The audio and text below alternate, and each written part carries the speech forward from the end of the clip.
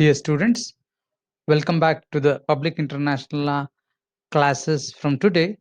And we in the last class discussed about the state, different kinds of states, territorial jurisdiction, territorial sovereignty, and other aspects, and also finally the law of sea in the previous classes.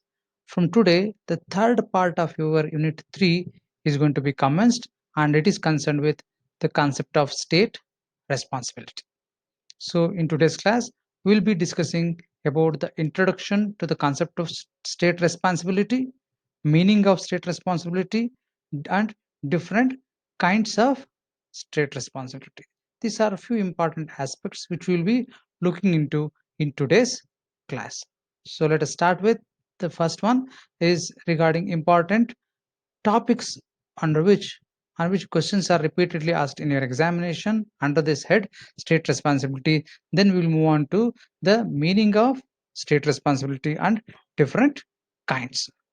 Moving first of all, it is the meaning and nature of state responsibility on which many times questions have been asked. Meaning, what is the meaning and what is the nature of this concept of state responsibility, that will be asked. Further, kinds of state responsibility, one of the most repeatedly asked question in your examination, kinds of state responsibility, and you are supposed to explain in detail each instance of each kind of wrongful act for which different principles have been laid down in fixing responsibility on the state. That will be discussed in greater details in the future slides. Moving further is the claims and damages. At the international level, who can make claims and what, whether it is going to be the victim of the wrongful act, or whether the state is going to make a claim, what is the effect of a state making a claim on behalf of the victim. All these things will be studied under the head claims. And finally, about the damages, possible damages which can be claimed by the state from the delinquent state or the wrong state which has committed wrong. Those things will be studied, on which repeatedly questions are being asked in your examination. Finally, one important clause, we call it as Calvo clause. That is also an important topic on which repeatedly questions are asked in your exam. So these are few important topics which we will be looking into, and we will be having a broad overview over all these concepts. Other additional reading materials will be uploaded to the WhatsApp. So with this, we will commence our class with the first important mm, concept under this head this state responsibility under public international law through the meaning and nature of state responsibility. As far as meaning is concerned, it is something which is going to be understood in the sense that responsibility of state is concerned with the international wrongful acts. So if at all we at the national level, we as subjects of national laws, if we commit any wrongful act, we are going to be held responsibly. For criminal acts, that is going to be criminal liability. For torts, we'll be having tortious liability, and if there is a breach of contract, we'll be having uh, different remedies provided under national law. Similarly, at the international level, if states commit any wrongful acts, then what shall be the principles which govern the responsibility of state for such wrongful acts? Those are few important things which will be studied here. So the sense in which the word or the term state responsibility is being used is the liability, possible liabilities, or the nature of liability or responsibility which a state is going to have whenever it is found guilty of a wrongful act. So those are few things which will be studied in detail here afterwards. Going further, source of state responsibility. Why state is going to incur liability? What are the important instances or cases where state is going to incur liability at the international level? First one is breach of rules of international law. So whenever public international law as well as private international law, we will not be looking into the aspects of private international law as such, but under public international law, we have so many sources of international law which we discussed in our unit 2, that is concerned with treaties, concerned with even customary resources of international law, and even the findings are the orders passed by international tribunals, and they are going to have force of law whenever these rules of international law are violated, are broken by any state.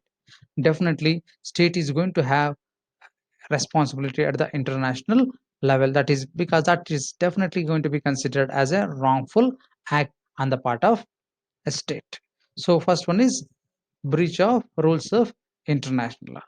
Further, there is no most of us, for that matter, most of us may be under the misconception that state can be held guilty only for violation of international law. It can be held responsible at the international level only for violation of rules of international law. But it is not so the case. There are many instances where which are not actually expressly prohibited by public international law. There is no such treaty or customary law or any other organizations directives or orders passed by international tribunals or international court of justice. Nowhere a particular conduct has been prohibited, but still such an act might have caused a harmful effect on someone else. In such cases, a state can be still held responsible at the international level, even though such a conduct on the part of state may not necessarily involve violation of rules of international. Of course, in this regard, the law is yet to be well developed. We can find elaborate rules and regulations and principles laid down regarding state responsibility for violation of international law. Whereas a wrong committed, which is not necessarily violation of public international law, but still it is going to have some harmful act or some wrongful act has been committed. So still company this states are going to be held responsible. Therefore, I have specifically mentioned the word terminology is internationally wrongful act.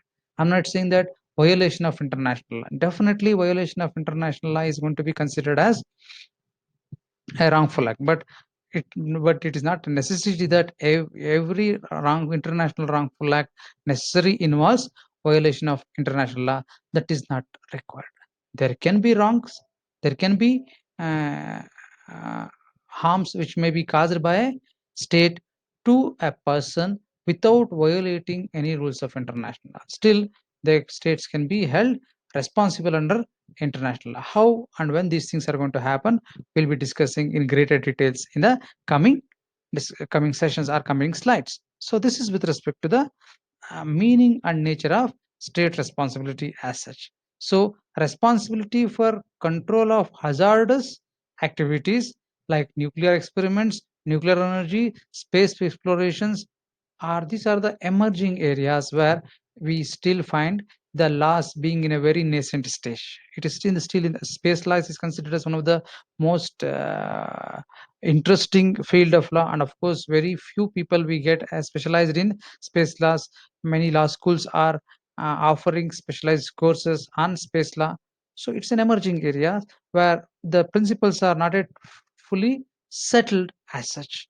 So this is one more area, that is exploration or experiments which are going to happen in the space, nuclear energy and problems which is going to be created by nuclear energy and nuclear experiments and other ultra hazardous activities which are to be controlled by state. Whichever state allows its territory to be used for any of these purposes, those states should behave responsibly and you should control these activities so that it should not cause harm to others. So in this regard, also state has many responsibilities. This is the sense in which the term state responsibility is being used under public international law.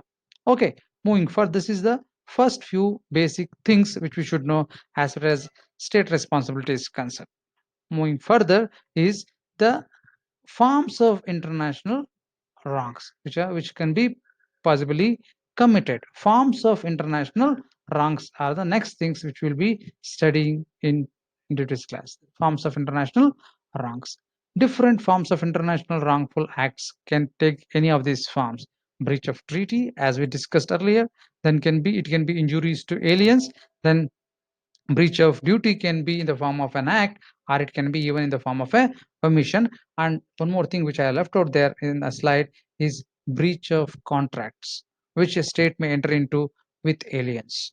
That's an important area on which so many things are happening and so many important developments are taking place, both at the private international law as well as in the public international law, to hold state responsible even for breach of contract which the state has entered into with aliens. In this regard, we will be discussing a few more details of them in the coming slides. So these are the different forms of international wrongful acts for which a state can be held guilty.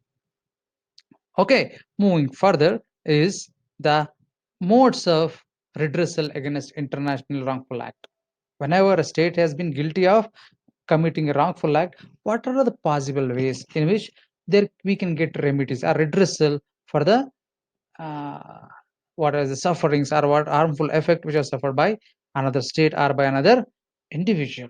So modes of redressal. We at the municipal law level, Consumer Protection Act is there, so whereby if at all any consumer consumers rights are violated but because of defective goods or services, they can approach the consumer dispute redressal forum. Similarly, under Workmen's Compensation Act, they have their own tribunals, and further we have ordinary civil and criminal courts where if someone has been a victim of a wrong being committed, they can get their redressal for those wrongful acts under different forums and through different remedies. Whereas at the international level, if at all a state is held guilty for a international wrongful act, for which how can what are the possible redressals which we may get, possible remedies which we may get. That is, those are few important things which we should know. What are which are those remedies? Most common and simple remedy for international wrongful act of a state is diplomatic negotiations.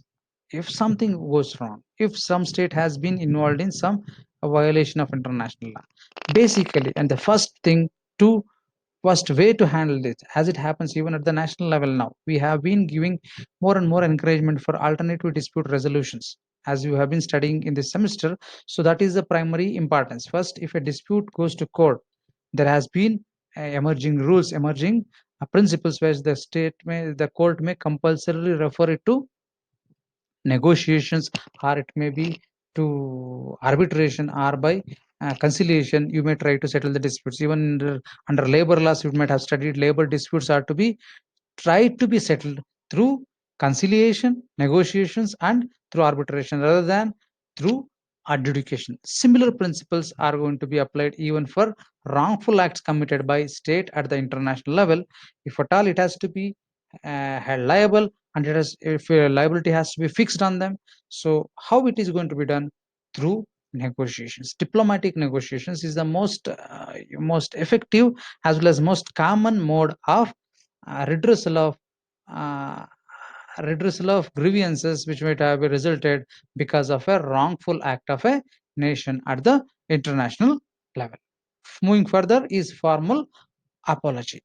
A state might have committed a wrong, even though it has been committed intentionally, but rather than imposing penalty, rather than asking for some other remedies, at times, whenever the wrongs are not that serious, so they may the state which has been the victim, or the state's person who's national the state to which a national is being the victim. So the state which has been the victim can ask for a formal apology. Formal apology itself can be considered as a sufficient redressal for a international wrongful act committed by a state. Okay, moving further is the assurance against reputation. So we have committed some wrong, so sorry for that. Here afterwards we will take every care, or we will ensure that such wrongs are not going to be repeated. Such an assurance, a formal assurance by the state against its reputation, whatever has been done so far, we are not going to repeat that. Even that is considered as a very normal way of redressing the wrongs committed by a state over another state at the international level. Assurance against reputation. Going further is pecuniary reparation. Pecuniary reparation is also one of the possible remedies for state for a wrongful act committed by a state at the international level. Pecuniary reparation, where it is going to be opted generally, or when it is going to be pressed for, is if there is material loss or damage because of the wrongful act committed by another state. So whenever there is going to be material loss or damage, someone has suffered a huge loss because of a wrongful act committed by a state. There has been there has been so much of discussion nowadays. Whatever is happening around us, everyone wants to fix responsibility on China for COVID-19 outbreak. They see that they should have taken precaution, they should have taken effective measures from preventing this pandemic from spreading outside China, but they have failed. There are many also conspiracy theories are also going around, making sounds nowadays, saying that this COVID-19 has been a creation of a laboratory in Wuhan or in China, whatever it may be. So if at all it is proved that China has been involved in such an act, then it has caused immeasurable, huge financial loss to almost all the nations.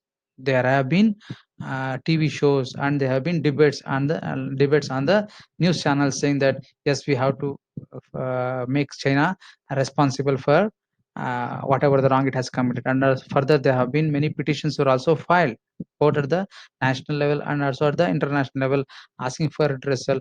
We don't know what is going to happen in the near future once this COVID-19 issue was settled down. At least if it was brought to the control, we don't know how most of the nations are going to react against China, saying that China should be held responsible for whatever the loss which has been caused by its negligent act, thereby which spread the COVID-19 virus. So that is very much possible. Pecuniary reparation is one of the modes of redressal of grievances which have been due to international wrongful act committed by a state. That's one more method of redressal. Moving further, question of liability and amount of compensation. Of course, assume that a state raises an objection saying that I am not liable. So the question arises: one party says that you are liable for this wrong, and the state to whom liability is being tried to be imposed at the international level, that state says that I am not liable. Then how to settle the dispute? So even for for such cases, there is provision, and that is one instance. Another instance is yes, the state which has committed a wrongful act has accepted that yes, we have committed. Now I have to pay the compensation. What shall be the amount of compensation to be paid? These are things to be measured. These are the things to be looked into. So in this regard, one of the most common method to settle the dispute is sending this for adjudication before international arbitral tribunals. So these tribunals are going to be established, and to those tribunals, this question as to whether a particular state is liable for this act to be treated as a wrongful act at the international level, and if at all that state is responsible for that wrongful act, what shall be the compensation which the state is liable to pay to the victim state or the victim, whatever, whoever may be the person. So that those are things will be looked at as one of the modes of redressal of grievances because of the international wrongful act committed by a state. So these are the modes of redressal uh, for internationally wrongful act. Going further is the kinds of state responsibility, and we will discuss the kinds of state responsibility in detail in the next video. With this, we'll stop, and from the next session, we'll be starting discussing in detail about the state responsibility, kinds of state responsibility. Thanks to all of you. We'll meet in the next video.